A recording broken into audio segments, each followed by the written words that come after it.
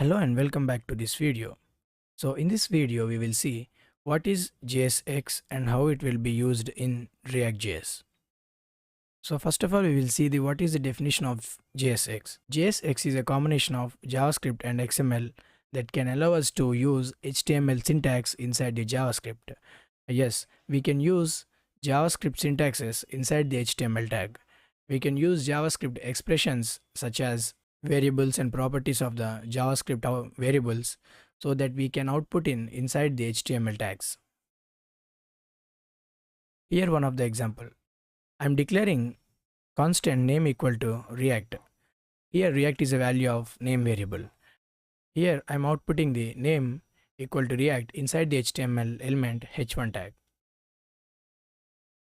Here there is another example. In normal HTML, we will use image tag as class with a source, and the source can be declared as a location of the file and a class is with a name.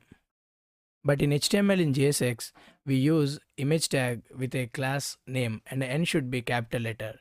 We cannot use class directly as a class inside the JSX because a class is a reserved keyword inside the JavaScript. So that's why we will use class as class name, but n is capital letter.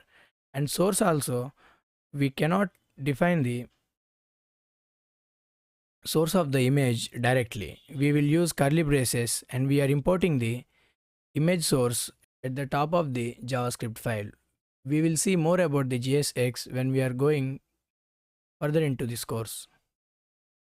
And in next video, we will see what are the components and how to declare class based and functional based components.